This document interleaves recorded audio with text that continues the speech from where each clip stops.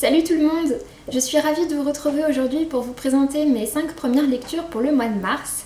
J'en suis déjà à 5 lectures, mais c'est vrai que mon emploi du temps est vraiment beaucoup plus light en ce deuxième semestre et du coup voilà, j'ai plus de temps pour moi, plus de temps pour la lecture. Et donc voilà, du coup forcément je me fais plaisir. Je viens donc, comme je disais, pour vous présenter mes 5 premiers livres. Comme d'habitude, je vous les passe en revue et puis ensuite j'en parle plus en détail. À force, vous avez l'habitude je pense. Donc tout d'abord, j'ai lu Le Lac de Jana Wagner, publié aux éditions Mirobol.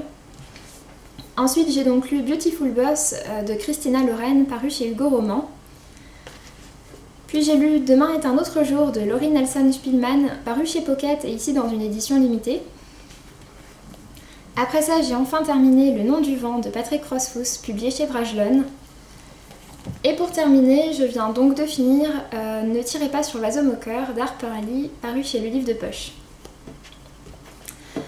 Du coup, je vais attaquer tout de suite, comme je disais, avec donc Le Lac de Jana Wagner. Je l'ai lu en format numérique sur mon téléphone. Je ne sais pas si vous verrez bien, je suis désolée si je vous éblouis un petit peu.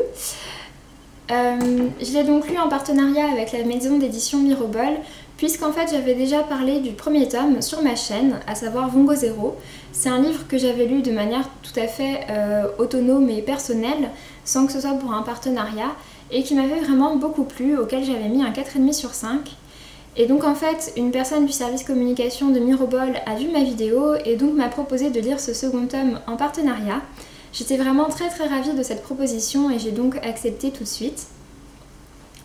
Donc dans Vongo Zero, en fait on suivait une jeune femme, Anna, qui habitait donc en banlieue de Moscou, dans le monde tout à fait classique, le monde d'aujourd'hui, sauf qu'une épidémie absolument meurtrière ravageait tout le nord de la Russie, toute cette partie de la Russie et on le suppose également tous les pays voisins. C'était une épidémie particulièrement meurtrière et dans laquelle périssait une très grande majorité des habitants.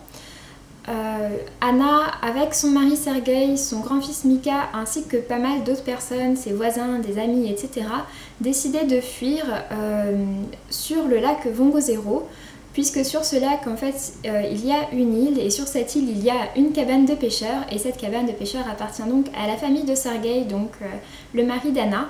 Ils décident de partir là-bas car c'est un endroit particulièrement reculé et éloigné de tout et donc ils se disent que voilà, l'épidémie a priori n'aura pas atteint cet endroit-là et donc ils pourront y vivre de manière complètement saine afin au moins de passer l'hiver car ils se disent que voilà, une fois l'hiver passé, tout ira mieux et ce sera beaucoup plus simple pour tout le monde, le virus arrêtera de se propager et ils se disent que s'ils arrivent à survivre jusqu'au printemps, eh bien ils survivront. Donc on suivait donc ce groupe d'une dizaine de personnes qui partaient. C'était un roman donc plutôt post-apocalyptique qui se déroulait sur un intervalle de 12 jours. C'était un récit assez intense, mais pour ma part que j'avais vraiment beaucoup apprécié. J'aimais beaucoup la narration d'Anna, j'aimais beaucoup l'écriture de Jana Wagner. Et donc voilà, ça avait vraiment été une très bonne lecture pour moi. J'ai été très contente de pouvoir retrouver tout ça dans le lac. Cette fois-ci, donc, ils sont arrivés forcément, donc, comme le titre le laisse supposer, sur le lac Vongo Zero. Ils sont donc sur cette cabane de pêcheurs. Sauf que pour autant, tout n'est pas fini pour eux puisqu'il leur reste encore donc, tout l'hiver à passer. Et donc voilà, forcément c'est dans le nord de la Russie, donc il fait particulièrement froid. Ils ont très faim, ils n'ont pas assez de ressources, ils n'ont pas assez de tout, il manque de tout. Et en plus de ça, il manque cruellement d'intimité puisqu'ils sont donc confinés dans cette toute petite cabane de pêcheurs. Ils sont 11 à vivre dedans et ont quand même du mal. Les différentes personnes se connaissent mais pour autant ne sont pas forcément les meilleurs amis du monde. Et donc toute cette proximité leur nuit quand même pas mal. J'aime toujours donc beaucoup notre personnage principal Dana, j'aime beaucoup certains des personnages secondaires. Et il y en a d'autres que voilà, l'auteur nous les présente comme des personnages pas très sympas et forcément on ne les aime pas beaucoup. Même si c'est vrai que par exemple, je pense notamment à Irina, donc l'ex-femme de Sergueï qui est avec eux. Et finalement vers la fin du roman, c'est un personnage qu'on vient à beaucoup apprécier également. C'est un roman qui est particulièrement dur, il se passe sur à peu près un an cette fois-ci, donc il s'étale beaucoup plus dans le temps. Et voilà, ça correspond plutôt bien avec l'écriture de Jana Wagner, qui a une écriture avec des phrases plutôt longues, une écriture assez posée, qui prend son temps, etc. On n'est pas dans quelque chose avec des phrases courtes, un rythme à fond et tout ça, on court partout. Pas du tout, on est dans quelque chose de vraiment calme.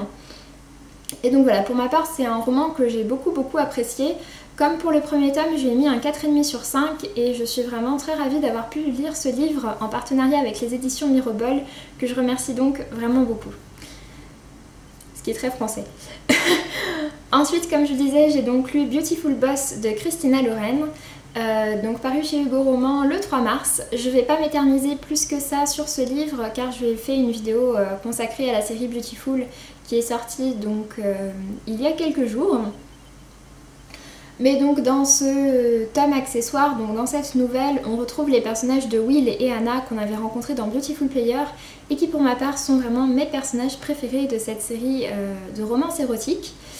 Après malheureusement pour ma part ça ne l'a pas vraiment fait avec ce roman, enfin avec cette nouvelle, car je n'ai pas tellement retrouvé ce que j'aimais dans les personnages. J'ai trouvé que finalement ça aurait pu être un petit peu n'importe quel personnage dans cette histoire et dans les traits qui sont décrits. Il y a eu finalement assez peu de fois, une seule fois dans le roman où je me suis dit ah oui tiens c'est vrai qu'il était comme ça Will. Et je trouve que c'est un peu dommage, c'est des personnages que j'appréciais vraiment beaucoup, mais j'ai pas tellement retrouvé ni leur complicité, ni leur humour, enfin bon voilà. Pour moi ça a été quand même un peu une déception. Après ça reste quand même plutôt sympa. C'est érotique et pour le coup les scènes érotiques sont vraiment très présentes, il y en a énormément, mais elles sont plutôt courtes et finalement assez peu intenses et apportent assez peu de choses à l'histoire. J'ai trouvé ça un peu dommage. En général, les scènes érotiques étaient plus travaillées dans les autres romans. Donc voilà, j'ai été un petit peu déçue. Malgré ça, j'ai quand même passé un plutôt bon moment. Je lui ai mis un 3 sur 5. Ensuite, j'ai donc lu Demain est un autre jour de Laurie Nelson Spillman. Donc publié chez Pocket et ici dans une édition limitée qui arrache un petit peu la rétine quand on la lit comme moi dans les transports en commun le matin à 7h30. Enfin voilà, donc c'est l'histoire de Brett qui est une jeune femme américaine. Elle est normalement l'héritière d'une très grosse fortune puisque sa mère, qui était à la tête d'une des plus grosses boîtes de cosmétiques, vient de décéder. Elle s'attend donc à toucher sa part d'héritage, à hériter de la boîte, etc. Mais finalement, rien de tout ça ne se passe, puisqu'en fait, ses frères vont hériter, mais elle va hériter d'une liste.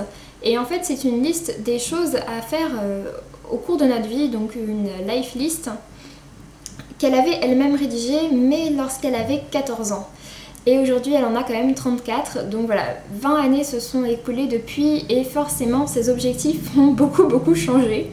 Elle n'a plus du tout la même vision des choses, elle n'a plus les mêmes objectifs, et du coup, elle est un peu perdue face à cette liste. Sauf que vu qu'elle avait une relation très fusionnelle avec sa mère, elle se dit que toutes ces choses ne sont pas là pour faire joli, qu'il y a un sens à tout ça, et donc elle décide d'accomplir toutes ces choses. Ça va l'amener à vraiment se remettre en question car elle va devoir sortir de tout son confort quotidien, elle va devoir un peu... Enfin voilà, elle va devoir sortir de tout ça et se mouiller quoi. C'est un roman que j'ai vraiment beaucoup apprécié. Il y a quelques petits éléments que j'avais un petit peu vu venir, mais malgré tout, l'auteur a su me surprendre avec beaucoup de choses. Et donc voilà, j'ai passé un excellent moment avec ce livre que j'ai vraiment trouvé très joyeux, très lumineux. Et j'ai vraiment trouvé que c'était un peu une bouffée d'air frais. Et donc voilà, c'est un roman qui m'a beaucoup plu, que je trouve très adapté au printemps et à tout ce qui est un peu renouveau, etc. Mais enfin voilà, en tout cas pour moi ça a vraiment été un roman très sympa, j'ai mis un 4,5 sur 5. Ensuite j'ai donc terminé Le Nom du Vent de Patrick Rothfuss, qui est donc le premier tome de la série Chronique du Tueur de Rois, donc publié chez Brajlon. C'était, comme je l'avais dit, le livre de fantasy qui me tentait le plus et je suis donc très heureuse de l'avoir lu. Dans ce livre, on suit donc Quoth, qui est un jeune homme. Enfin, qui est un jeune homme, non.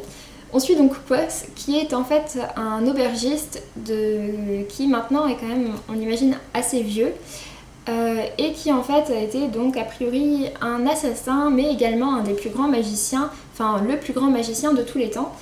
Quoth vit maintenant donc complètement incognito, donc comme je vous le disais, il est devenu aubergiste et absolument personne ne sait qui il est. Tout le monde connaît la légende de Quoth et tout ce qu'il a fait, mais tout ça est un petit peu affabulé. Mais personne n'a fait le rapprochement avec cet aubergiste. Un jour va arriver dans son auberge un chroniqueur qui lui sait qui il est et qui lui demande de lui raconter sa vie. En fait, le chroniqueur veut écrire un livre sur Quoth, il veut faire la part des choses entre la réalité et le mythe, tout ce qui a pu être inventé autour de ce personnage, et donc il décide d'aller prendre ces informations à la source. Donc Quoth va donc revenir sur toute son histoire, toute sa vie. Dans ce premier tome, on suit donc tout ce qu'il raconte lors de la première journée, puisqu'il décide d'accorder 3 jours au chroniqueur. Ce premier tome, du coup, est peut-être un petit peu introductif, dans le sens où, on y retrouve quand même toute l'enfance de Quoth. À la fin du roman, il n'a que 15 ans. Et voilà, par rapport à tout ce qu'il va pouvoir lui arriver au cours de sa vie, finalement, il n'en est qu'au début. C'est un roman qui a la particularité de vraiment prendre son temps.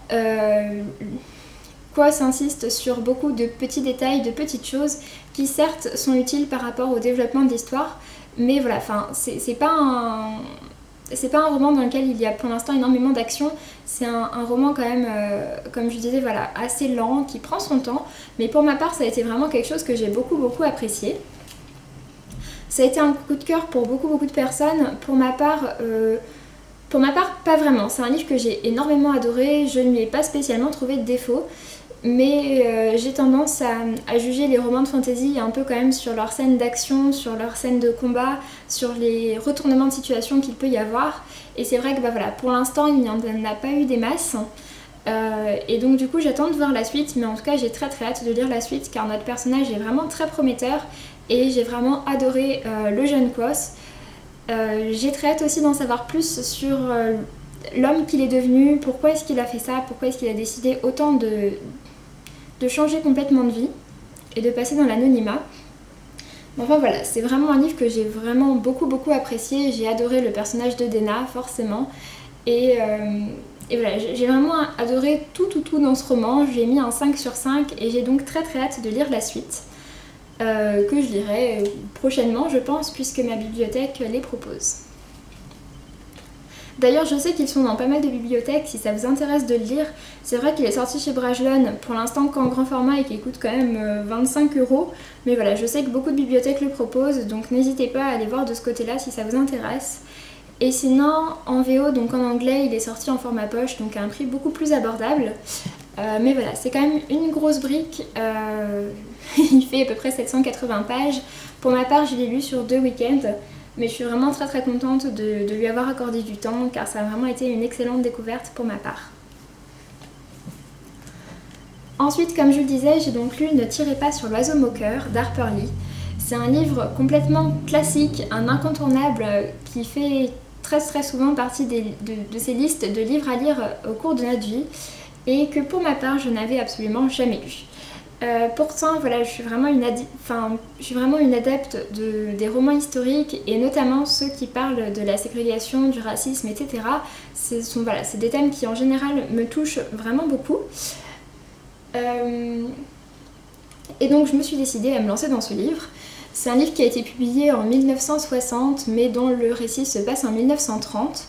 On y retrouve donc Atticus Finch, qui est un avocat qui est chargé de défendre un jeune noir qui est accusé d'avoir violé une jeune blanche.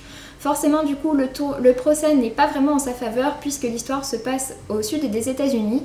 Et même si toutes les lois sont passées, tout ça n'est pas encore rentré dans les mœurs de la population. Et donc, du coup, forcément, c'est le noir qui est tout de suite considéré comme étant le coupable.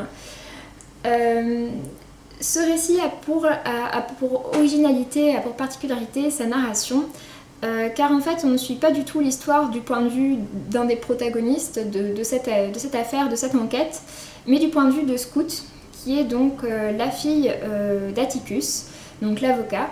Atticus Finch a élevé tout seul ses 2 enfants, donc Jem et Scout. Et donc on va suivre tout ça du point de vue de Scout. C'est dit nulle part, mais on imagine Scout qui, pas mal d'années plus tard, nous raconte cette période. Elle va donc suivre une période qui va à peu près de ses 5 à ses 9 ans, il me semble. Mais voilà, c'est raconté d'un point de vue ultérieur, on va dire. Et pour ma part, j'ai vraiment beaucoup accroché. C'est vraiment, ça fait vraiment l'originalité de ce roman finalement. Après, donc la première partie qui occupe le premier tiers du roman n'est pas du tout centrée sur cette affaire, mais seulement sur l'enfance de Scout. Et du coup, voilà, c'est un roman historique un peu plus classique qui montre un peu cette vie dans le sud des États-Unis. Pour ma part, ça m'a beaucoup plu, mais voilà, c'est vrai que du coup, l'histoire ne se met pas en place tout de suite, l'affaire ne se met pas en place tout de suite. J'ai beaucoup aimé la narration, j'ai beaucoup aimé l'écriture d'Harper Lee. Et voilà, je comprends tout à fait que ce soit un livre considéré comme classique, considéré comme à lire. Pour ma part, ça fait un peu partie de ces classiques contemporains, récents, qui sont vraiment de très très grande qualité. En plus de ça, c'est vrai qu'il y a un peu quand même tout un mystère autour de cet auteur, puisque Nell Harper Lee a donc publié ce livre en 1960, quand elle était relativement jeune, elle avait une trentaine d'années je crois. Et suite à ça, elle est complètement restée dans l'anonymat.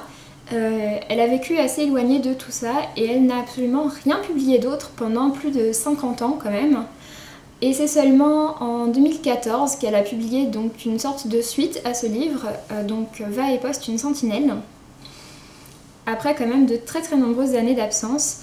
Elle a publié donc Va et poste une sentinelle à 80 et quelques années et elle est décédée le mois dernier, il y a quelques semaines. Donc voilà, c'était un livre que de toute façon je comptais lire à cette période. C'est vrai que l'auteur est morte juste avant, mais bon voilà, c'était pas prévu, c'est pas spécialement pour ça que j'ai lu ce livre, c'est juste parce que voilà, je sais que c'est vraiment un livre à lire, c'est le genre de livre qui, de manière générale, a tendance à me plaire, et donc du coup voilà, j'avais décidé que voilà, mars, je le lirais. C'est un livre que donc voilà, j'ai beaucoup apprécié. C'est un livre que j'ai un petit peu de mal à noter, je sais pas, en tous les cas je mettrais vraiment une très bonne note, un 4 ou un 4,5 sur 5 parce que j'ai vraiment beaucoup apprécié ma lecture. Et donc du coup je vous le recommande. Je pense que c'est vraiment un livre qui fait partie de la culture générale et qui est vraiment à lire. Sur ce, j'en ai fini, je vous laisse donc là.